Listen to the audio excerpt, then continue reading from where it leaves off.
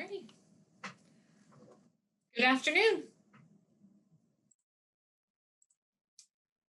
Good afternoon, everybody. My name is Jessica, and joining me today is Caitlin, an unemployment benefits expert at the Oregon Employment Department. Caitlin and I will talk about how the Oregon Employment Department is partnering with WorkSource Oregon to help you find jobs in this job seeker job market and return to the workforce. After our presentation, we will take as many of your questions as we can in the time we have left. If any of you would like to have this webinar simultaneously interpreted, please follow the instructions on the slide. It is being interpreted in Spanish, Russian, Vietnamese, and Cantonese. To have it interpreted, click the interpretation box in the bottom Zoom bar, choose your preferred language, and then the presenter's voice will be lowered while the interpreter speaks over it. You can also choose to mute the presenter altogether if you want. These instructions also will be put into the chat box. Please remember that we cannot look into or resolve one person's own claim status in this public forum, and it is not safe to put your personal information in the chat or question boxes in this public recorded webinar that will be posted online. Please post your questions in the Q&A box and not the chat box in the Zoom meeting, and we will take as many of them as we can after we finish the discussion with Caitlin. The Q&A box is located in the middle of the bottom bar of the Zoom window. If you have any questions regarding federal benefit program rules, we ask that you please use the Contact Us form to ask your questions rather than calling. We are asking you to do this so that we can keep our phone lines open to those needing help resolving issues with their claim. Now let's get started with our expert. Caitlin, can you tell us about yourself and what you do at the Oregon Employment Department?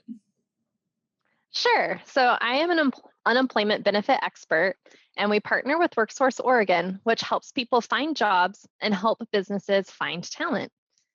It is a network of public and private partners who work together to simulate job growth by connecting businesses and workers with the resources they need to succeed. Our employees can help you search for work, assess your skills, explore careers, and connect directly with local businesses. We offer job listings, referrals and hiring events, resume and application support, skills workshops, information on training, certifications or credentials that might help you advance in your career, free internet access for job search, and copiers, fax machines, phones, and other equipment. We can help you compete in today's job market. A WorkSource employee will help you identify your skills and strengths, find out what businesses value, learn how to interview and network, and get information on local businesses and wages. That sounds great. So how do you help people, So how do people contact WorkSource Oregon to get help? Anyone can reach out to WorkSource Oregon for help. You don't need to wait to get a letter from us. We have WorkSource Oregon offices across the state, and beginning on Tuesday, July 6th, we are opening our offices by appointment only. Until then, we are meeting with people online or over the phone. You can get more information at worksourceoregon.org/centers. We also have the WorkSource office phone numbers listed on the screen, so you may want to look for your area and write that number down. Please remember that our WorkSource Center staff cannot help with issues on your claim. You will need to use our Contact Us form located on unemployment.oregon.gov for help with your claim. You will notice that our language access line is in the first bullet. This number is only for people who need or want to speak to someone in a language other than English. Okay, and I'm just going to pause for a second to give everyone a chance to find their center and take down their number. Okay.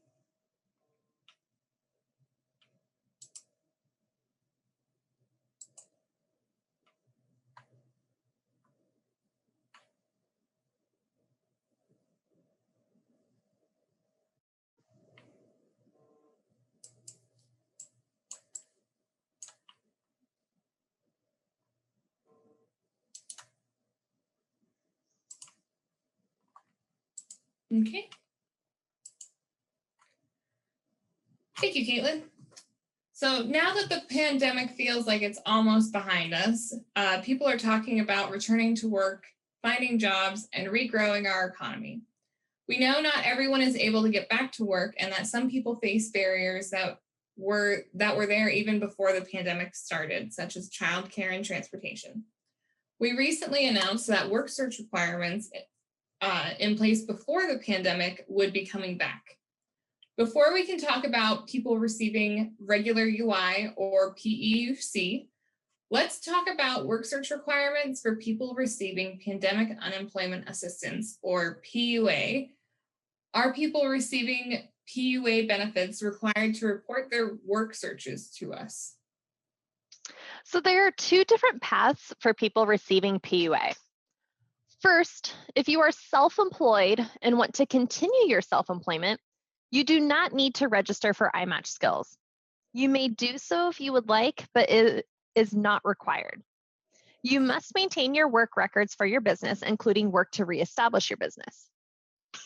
Second, if you were self-employed and are now looking to work as an employee, or you are the employee of someone else, you will have to follow the same requirements as people receiving regular UI.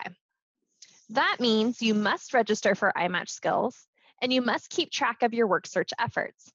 You'll be required to provide records to the Oregon Employment Department if we request them. Everyone receiving PUA will see a new question regarding your work search activities on the PUA weekly certification. This question will ask you if you are actively seeking work for the week you are claiming. Everyone on PUA must meet work search requirements starting the week of Sunday, July 25th of 2021 through Saturday, July 31st of 2021 to continue receiving benefits. If you do not seek work as required, or you cannot provide proof of your work search when requested, your claim will be denied and your benefits will stop. Financial penalties may result if you provide false or misleading information on purpose. Thank you, Caitlin. How will people receiving regular UI or PEUC benefits know when they need to have to complete these steps? So let's start with step one, the iMatchSkills requirement. We are sending notices to everyone who has received regular UI or PEUC benefits going back to the beginning of this year. Here's a point I want to highlight. Some people have already begun working again. They are not receiving benefits, so they do not need to register. Out of an abundance of caution, we wanted to make sure that they knew what was happening now with benefits. Again, if someone is working and not claiming benefits, they can disregard our return to work notices. The notices will be sent to you in the mail, and they will include a deadline for when you must register in the iMatchSkills and when your work search activities must be reported to us or your benefits will stop. Please make sure we have your current address so you don't miss these important deadlines. The deadlines to register in iMatchSkills and have a welcome conversation will vary. We're mailing these notices out on a rolling basis from now through early July to make sure that everyone doesn't try to reach out for help at the same time. You will get a letter with your specific deadline for registering in iMatchSkills and having the welcome conversation. Now let's move on to the deadline. Everyone getting regular UI or PEUC benefits must start work-seeking activities beginning the week of Sunday, July 25th. You will then need to report these activities when you go to claim benefits for the week of July 25th through July 31st. You will need to continue to look for work and report your work-seeking activities for each future week that you claim. If you do not report your work-seeking activities on your weekly claim, your benefits will stop. If you do not report, well, that's a repeat, sorry. So I want to repeat these key points. If you're receiving regular UI or PEUC benefits, you must complete your iMatchSkills registration and welcome conversation by your deadline. And you must start filing work search details with your weekly claim for the week ending July 31st. If you miss any of these deadlines, your benefits will stop.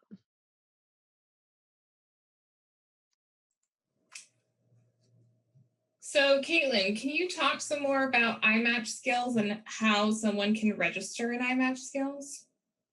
Sure. iMatchSkills is the state of Oregon's online job matching system. So it provides the state's largest pool of qualified candidates and pulls from other job posting websites. If you filed a regular UI or PEUC claim, you are required to register in iMatchSkills, create a login, and actively seek work opportunities. Once you register and enter your skills into iMatchSkills, you will be matched to active job openings. The first part of registering in iMatchSkills is creating your login. Make sure you use a secure password that you will remember. Next is creating a job seeker account. That means you need to enter your skills and work experience. After you've created this job seeker profile, congratulations, you will be matched to active job openings. This online process is simple and could take as little as 20 minutes to complete. Here is an important tip. Please keep in mind that if you're not able to complete this process in one sitting, you may have to start all over. If you previously registered for iMatchSkills but have not had recent activity, you may need to re-register. We suggest you review your profile and make sure it is up to date. Include any new skills you may have gained or additional job experience since you last registered. If you forget your password, you can select the Forgot Username or Password on the iMatchSkills login screen. If you are still having problems, you can call your local WorkSource Oregon office for help. Remember, if you are not filing weekly unemployment claims, you are not required to register. However, you are still welcome to use the variety of services we provide in iMatchSkills. If you become unemployed again, you may be required to register at that time. Even though this is a fairly simple process, I'd like to share my screen and show you where you can find iMatchSkills.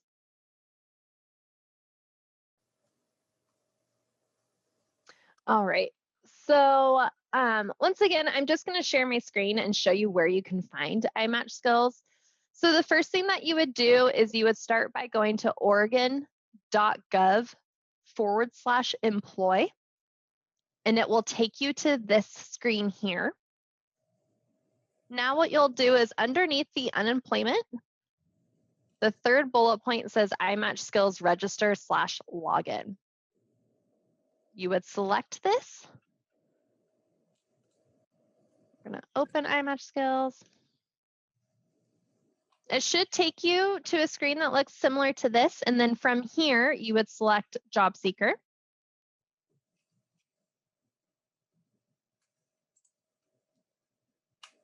And this would be the next screen that it will take you to.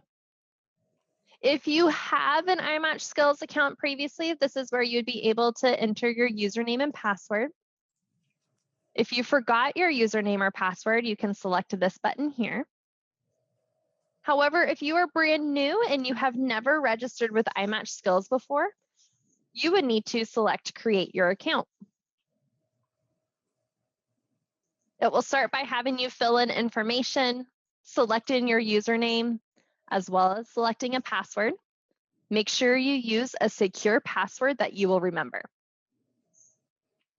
Once you hit Submit on this page, it will then walk you through additional pages where you'll have to fill out information. You will also be filling out your skills and your work experience on the iMatchSkills profile.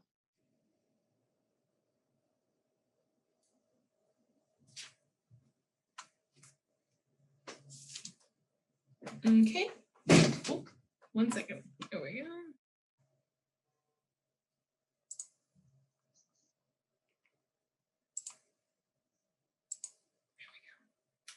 All right. Thank you for that, Caitlin. So is iMatchSkills only for workers? So no, employers can also benefit from iMatchSkills by having a huge pool of qualified candidates, of qualified job seekers at their fingertips to fill their openings at no cost. Now, what do you mean by requiring work-seeking activities? So as I mentioned earlier, to continue receiving unemployment insurance benefits, you must do the following. First, register and complete a job seeker account in iMatchSkills.org. We just went over that. Second, report work-seeking activities on your weekly unemployment claim. A key piece of your reemployment includes contacting employers who are looking to hire people with your experience, training, and skills. Work-seeking activities simply means that you are intentionally looking for work. Job-seeking or work-seeking activities include making direct contact with an employer, such as submitting resumes for open positions, or calling the employers if they welcome calls from potential applicants. Attending job placement meetings or workshops, including WorkSource Oregon sponsored activities. Networking, updating your resume, reviewing job placement websites or newspapers without responding to a job posting. It's important to remember that you must complete at least 5 work-seeking activities for each week you claim benefits. At least 2 of the 5 work-seeking activities must be direct contact with employers. This means contacting them by phone, in person, by mail, or electronically to inquire or apply for jobs that they have available. Please be aware that unless you are otherwise advised in writing by an employment department representative, you must continue seeking work each week that you claim benefits, even if you're working part-time. Caitlin, what work-seeking information will I need to report when I file a claim for benefits? When you file for weekly benefits, you'll need to report the date of contact. This means the date you reached out to an employer, company name, phone number, and address, or the online job posting ID number. Person contacted, if applicable. Be sure to ask their full name if you speak to someone in person. Type of work or position applied for. How contact was made, phone, resume, online application, email, etc. And results of your contact. So hired, not hired, interview, no response, etc. When you report your work-seeking activities, you must include the date you completed your work search activity. Sometimes it's the same day you initiated contact, and sometimes the process may take a few days. So you would report the date it was finished and a description of the work search activity that you completed.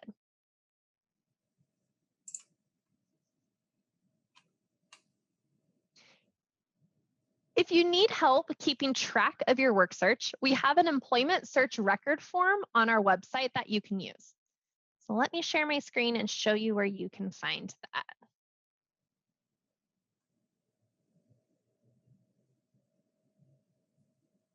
So once again, you would go to oregon.gov/employ. And in this search bar, you can type in employment search record.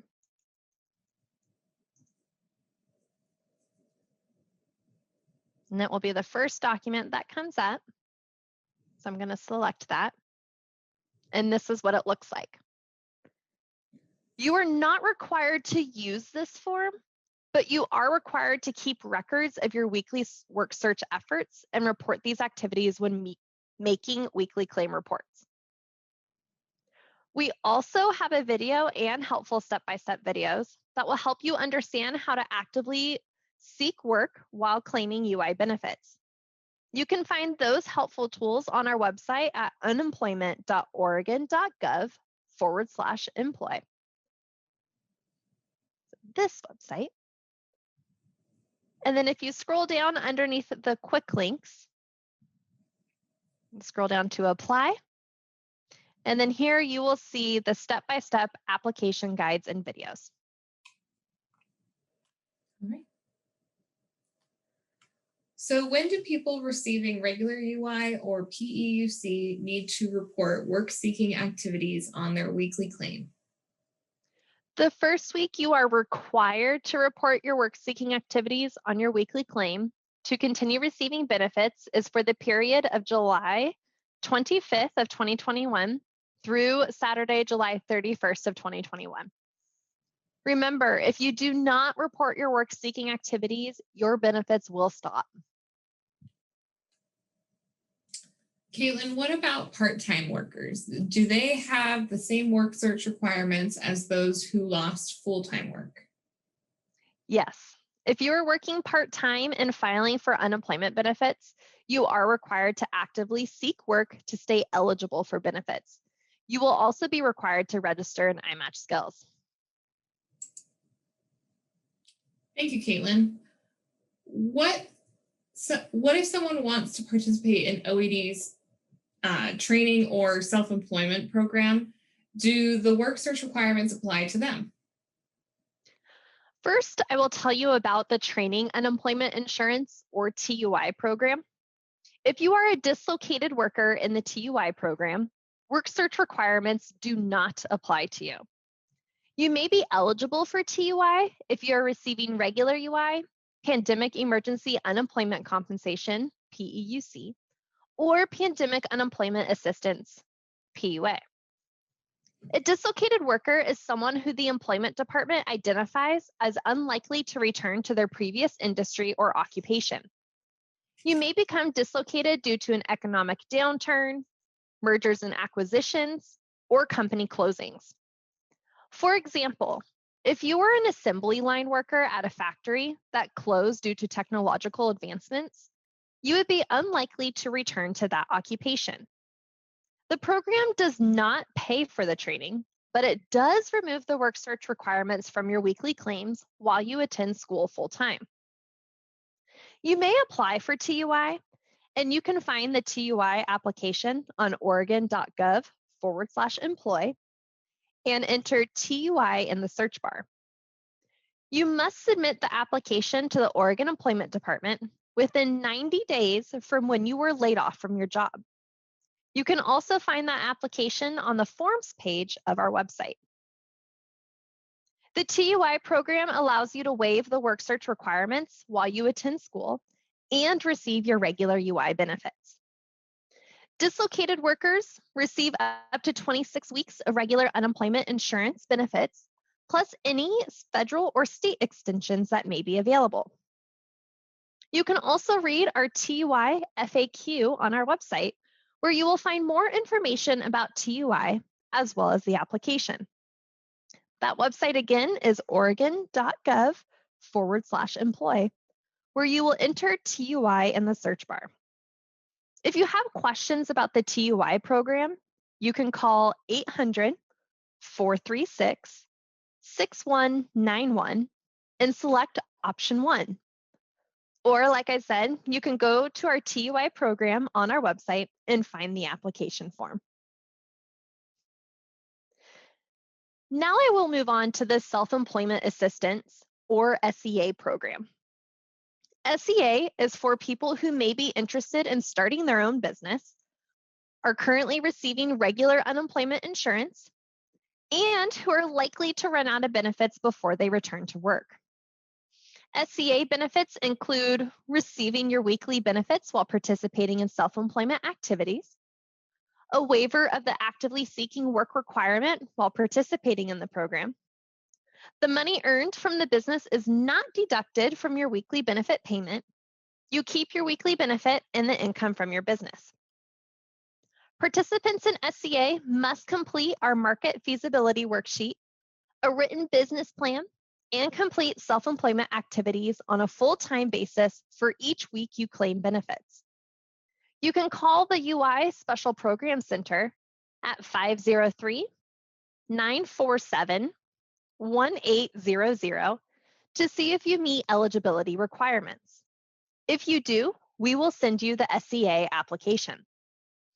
SEA is limited to people receiving regular UI benefits.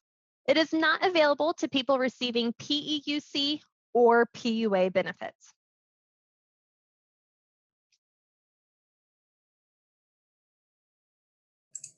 Now we are going to transition into common questions that people may have about returning to work.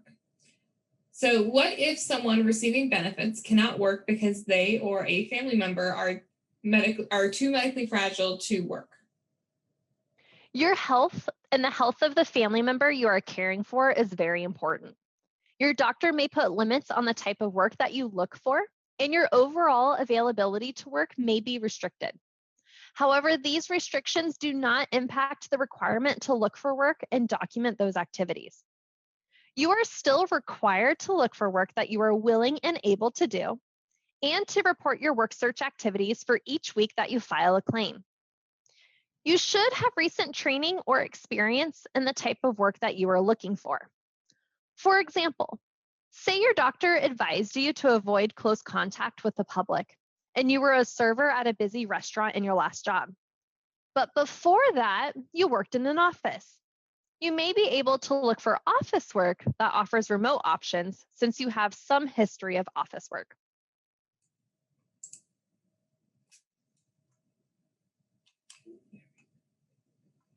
Can employers require workers to get vaccinated, and how does that impact unemployment insurance benefits? We are following Oregon and federal laws regarding vaccines required for employment.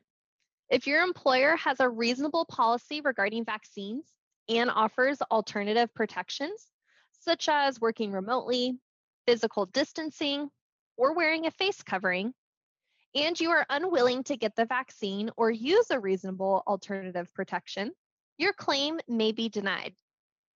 You cannot turn down suitable work because the employer requires a vaccine or other alternative form of protection from COVID-19, such as working remotely or wearing a face covering.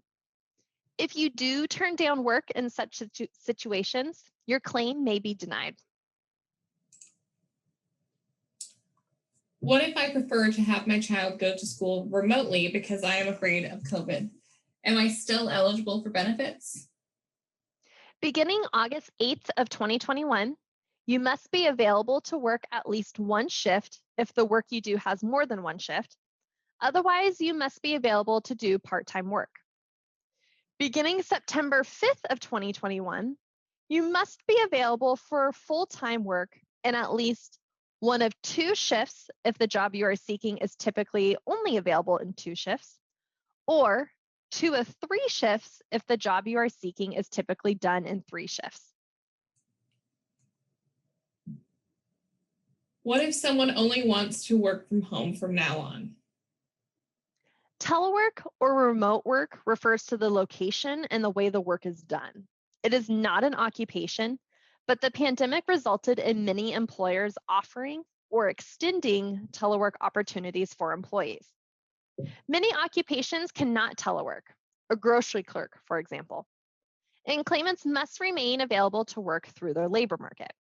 You can focus your work search on jobs that can telework, but you may be denied benefits if you turn down work that is otherwise suitable that requires you to work at a location outside of your home. What if people have problems getting childcare?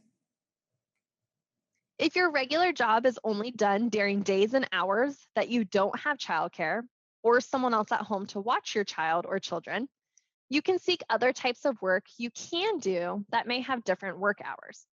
Right now, you must still be available to work part-time.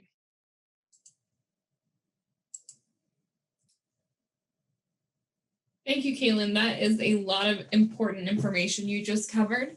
We want to remind people that this same information is available at unemployment.oregon.gov/return to work. And you can download the webinar and view it again later today or tomorrow by going to unemployment.oregon.gov/webinars.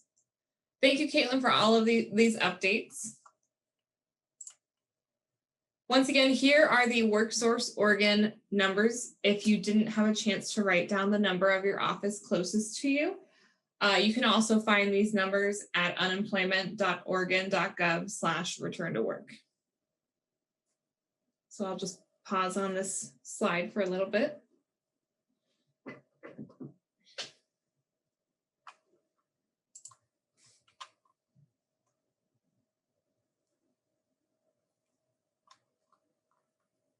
Okay.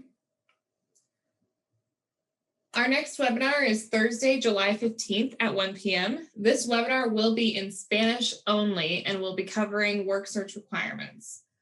Our expert Zulmar will deliver the presentation in Spanish, and you'll be able to ask questions and have them answered in Spanish. As a reminder, you can register for future webinars at unemployment.oregon.gov/webinars.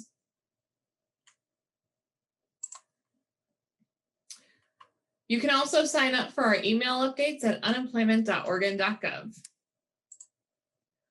With our remaining time, we are now going to go into the Q&A box to answer some of your questions. Please remember that this is a public forum, so do not put any confidential information into the Q&A box. We know that there will be a lot of questions, and I just want to let you know up front that we simply won't be able to give all the answers you want and need, but we will tell you what we know. And thank you all for joining us today. I'm going to stop sharing my screen.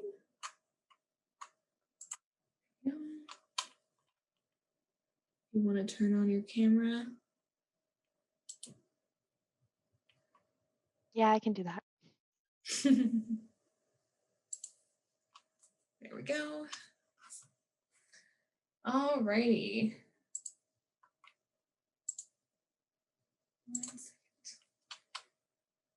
Here we go. Okay. Our first question comes from Richard. In regards to PUA and return to work requirements, if we begin reopening before July 25th, what would the implications be? How will the return to work requirements of the PUA claimants impact, how will the return to work requirements impact PUA claims? And if we work full time, wouldn't we be disqualified from PUA claims?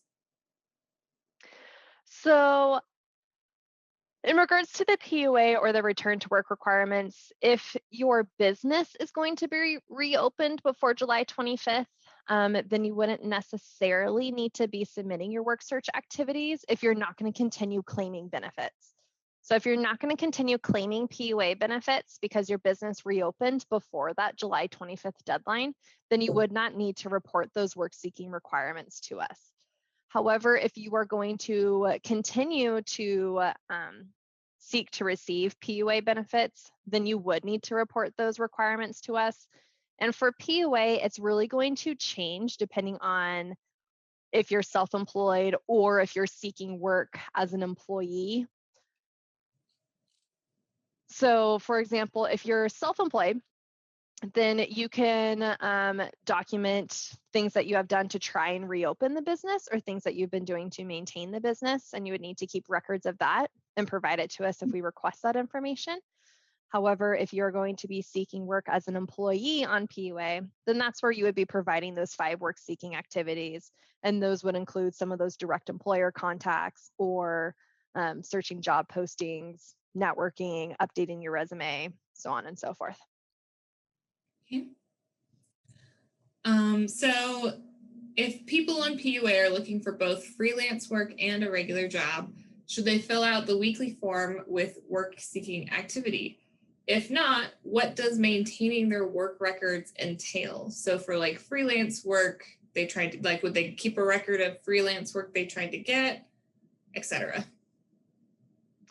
So if you're looking for both employment as an employee, but you're also looking for the freelance work without knowing specifically, I would say that you would be filling out that form with those 5 work seeking activities. So if you're looking for the freelance work, you would still be able to provide those direct employer contacts, such as like the name of the company that you are applying for with that freelance work, the date that you did that, how you contacted them. So you would still be able to provide that information even if you're just looking for that freelance work. You would also be able to provide that same information if you're looking for a regular job as well. Okay. If you are hired by an employer but don't start for say a week or two, are you still able to claim UI? If so, what happens to job search requirements? And then do we still have to record job search activities while waiting to begin employment? Yeah, so if you were hired by an employer, but you're not going to start for a few weeks and you wish to still receive UI benefits, then you will have to report those work seeking activities, especially starting that week of July 25th. So even if you have a job lined up and it's not going to start for a few weeks, and you're wanting to claim and receive regular UI benefits, you will still have to report those work seeking activities. So you will still have to meet those requirements by doing the 5 activities, 2 of them of which need to be those direct employer contacts, and then 3 can be those other work seeking activities. And so you will still have to do those. All right. And for those who are receiving PUA, can you give a sense of what documentation will be acceptable to prove the efforts to reestablish their business? And is there a specific form we need to complete each week? So right now, there's not a specific form that you would need to complete each week, but some examples of things that you would need to keep track of would be like maintaining records of invoices and efforts necessary to maintain that business. You'll have to keep track of that yourself. And if we request that documentation from you, you will have to be able to provide that to us. Otherwise, your benefits will stop or your claim may be denied. So things like the invoices, any effort that you're taking to try and maintain or try to reopen up that business, you would just want to keep track of all of that in order to show that you're satisfying that requirement. I also do want to point out that if you are on PUA and you're trying to maintain your self-employment business or reopen your self-employment business, then you also need to be devoting at least 40 hours a week to working for or reestablishing your business. And so that would be another requirement in regards to the work seeking component for you. Okay. This question comes from Heather. What if you are on PUA and were a part-time self-employed prior to COVID and want to continue being part-time? So you still must look for work that you're willing and able to do.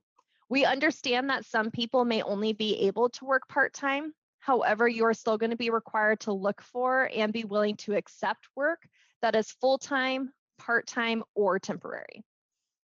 And just note that any restrictions on your ability to work may result in your claim being denied and your benefits stopping. So your availability to work under certain restrictions is separate from actively seeking work. Thank you. This question comes from an anonymous attendee. And it says, as an employer, if we suspect that someone is abusing the UI benefits, is there a way to report them to the department? And I can quick answer this one. If you go to unemployment.oregon.gov, under the quick links, there is a button that says report UI fraud, which leads you to some more information, but also to a form that you can fill out to report it. And also, if you're an employer and you have an employee that refuses work, or say that you recalled them back to work and they didn't come back, there is another form under those quick links under the employer section that allows you to report the job refusal. Sorry to steal your thunder there, Caitlin. That's okay. All right, so the next question comes from Denise. Do I have to apply for jobs that pay less than what I was receiving previously? So that's a little bit more of a tricky question. So one of the things to keep in mind when you're applying for jobs and you're reporting those work-seeking activities to us is if you apply for a job that's going to be paying $15 an hour, for example, and they offer you that employment and then you go and turn it down saying, no, sorry, you're paying like too little, that could create an issue for your claim. Really what we're looking for is you can apply for jobs, or we're expecting people will be applying for jobs around what they are currently making. Sometimes that means that it will be a little bit less, but we're not necessarily saying that if you're making $23 an hour right now, that you are only going to be applying for jobs that are going to be paying $50 an hour, because that's not within your labor market. That's not around what you were previously making. Andrew, do you have anything to add to that? Because I want to make sure that you guys are getting all accurate information. So is there anything you would like to add, Andrew? Hi, everybody. I'm Andrew Dennis, one of the unemployment insurance experts, as well as Caitlin. And she is correct. In this case, our main goal is to get you back to work, and we understand hopefully that would be at a similar rate of pay than what you were previously getting. And so obviously you have to be willing to accept that similar or same rate of pay. If you get offered more, great. But also do understand that certain occupations have also seen a decrease in pay from when you maybe previously worked before. So we do take into account your labor market and what the actual going rate of pay is and things of that nature. And anytime you refuse a job, it doesn't mean that you're instantly ineligible. It just means we have to review it. So if you do get offered a position, even if it's less than what you were previously getting, know that if you refused it, we'll probably have that discussion and talk through, and there may be a valid reason as to why you didn't take that job. But in terms of benefits, you may be denied. But yeah. Thank you. All right. The next question is, earlier it was mentioned that we need to meet with someone one-on-one in iMatchSkills. How do we schedule this? So the meeting one-on-one is part of that welcome conversation, and you would have that with WorkSource staff. So those that need to meet the requirement should be getting a letter in the mail that's going to have the deadline in which that would need to be completed by, as well as when they need to have that iMatchSkills registration done. Keep in mind that our WorkSource offices are not open right now. We are going to begin opening them July 6th, but right now they are able to provide services over the phone. So you would need to connect with the WorkSource office that's close to you if you are required to complete that welcome conversation. And so you can do that by calling the phone number, and then they would be able to assist you. Okay. So if someone is self-employed and much of their client work falls under HIPAA requirements, this will prevent them from listing names and contact information for existing clients and prospective ones. How would they log their contacts?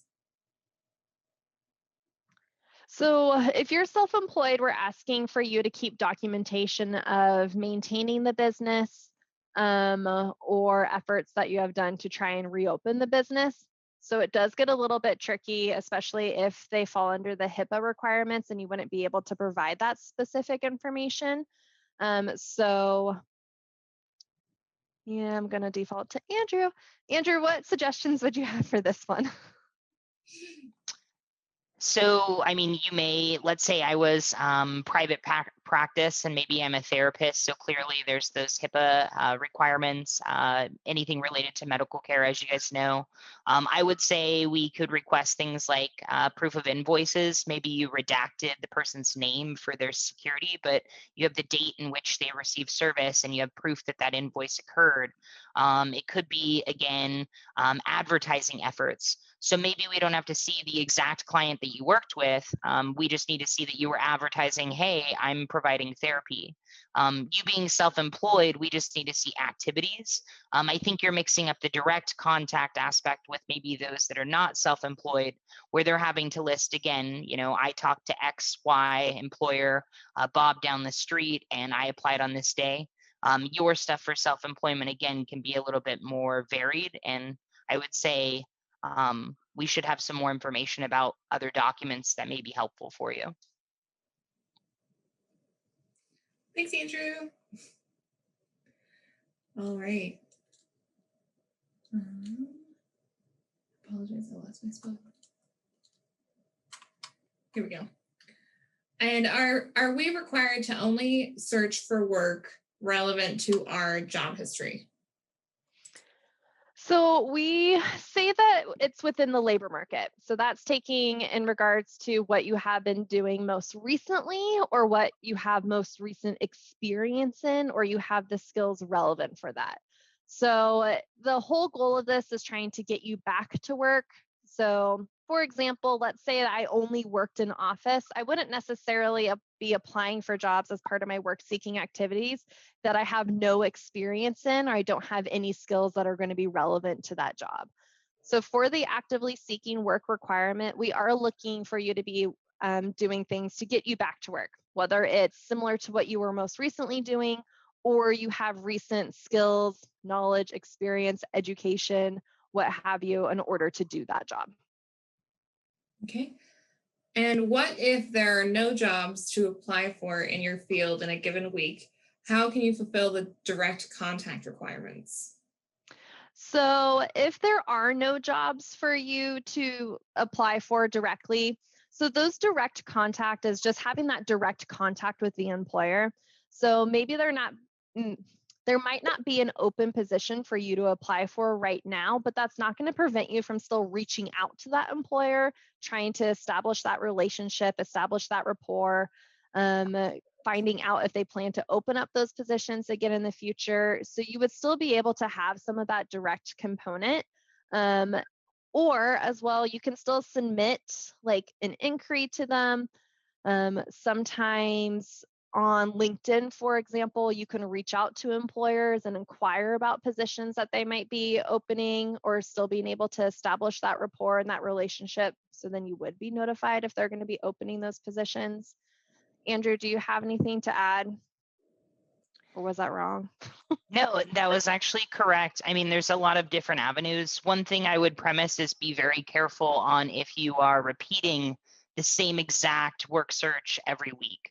So like, I understand you may contact Caitlin for the position this week, and in this case, contacting her next week and using that same exact contact, that's going to be a repetitive flag. But something that can be like very helpful when you guys are doing your general like work search requirements is if you really are feeling like, hey, there's nothing at all in my area related to what I was doing, we still have the ability to do what's called like a step down, where we would help you analyze or look at the skills that you may have in the past and how they may be versatile in other career paths that you might not have considered. Perhaps it's customer service skills, or again, office skills, or something that we can take from what you were previously doing and help you refocus your efforts on a new work search.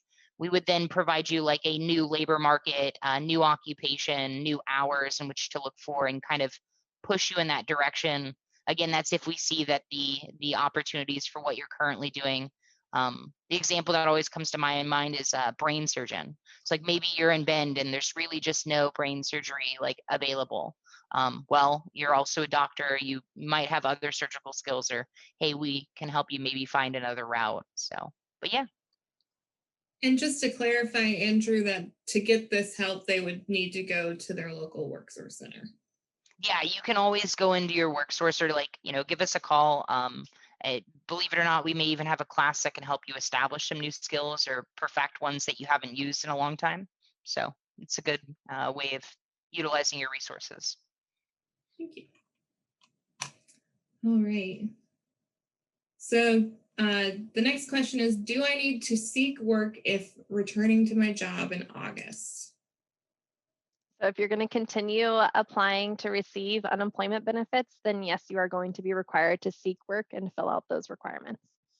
If you're not claiming unemployment benefits, then you don't have to do it. But if you're going to be claiming unemployment benefits, you will be required to report your work seeking activities. And I'm assuming this question has to do with PUA. It doesn't state it, but like I said, this is just my assumption. Do our benefits automatically stop in September? So at this point in time, if you are receiving PUA benefits, the last week that you will receive payment or would potentially receive payment will be the week ending September 4th. The same thing goes for PEUC. So if you're receiving PEUC benefits right now, the last week that you would receive payment would be the week ending September 4th. The $300 additional benefit amount will also be ending the week ending September 4th. Okay. PUA recipients need to keep records of work and business building activities, but we don't report them when filing for weekly benefits, correct? Correct. So the PUA weekly certification will be updated to have a question that will ask you if you've been doing your work seeking activities. The PUA application at this time does not have, or the PUA weekly certification, I should say, at this time would not have you provide that information to us on that weekly certification, but you have to keep record of it yourself, because we might be reaching out and asking for you to provide that documentation to us. And if you cannot provide that documentation to us, then your benefits will stop. Okay. All right. This question says, my letter requiring registration into in iMatchSkills says nothing about a welcome conversation. What is this and how can we do this with 30,000 other people getting the letter at the same time I did? Which I think you answered this earlier, but if you want to repeat the answer, that would be great. Yeah, so the welcome conversation is something that's done through WorkSource. And so we've been sending these letters on a rolling basis. So that way not everyone is reaching out to WorkSource at the same time for help. But it's my understanding that the letter would also tell you if you need to complete the welcome conversation. So if the letter that you received right now does not mention anything about that welcome conversation, then that should be fine. Just make sure that you're paying attention to the specific letters that you are receiving and making sure that you're meeting all those deadlines. Okay. Of course, you are more than welcome to reach out to WorkSource though and complete that welcome conversation. There's nothing preventing you from being able to do so, even if your letter doesn't say you're required to do that. Thank you. And as I understand it, just to build on what you're saying, as I understand it, if you go into any WorkSource center for help, if you're new, they will do this welcome conversation like no matter what. So if you're looking for help from a WorkSource center, that welcome conversation is just a standard thing. Correct. And they'll also make sure that you register for iMatchSkills. So if you want to help expedite that process a little bit, make sure that you register for iMatchSkills before reaching out to WorkSource for that welcome conversation. Otherwise, they'll also make sure that you do that. Thank you. All right, last question. Can you give specific examples of how to fill out the job search activity, both direct contacts and other? Yeah, so let me actually, I'm going to share my screen if that's okay and show based upon that form. Just give me just one moment. Nope, this one. Okay.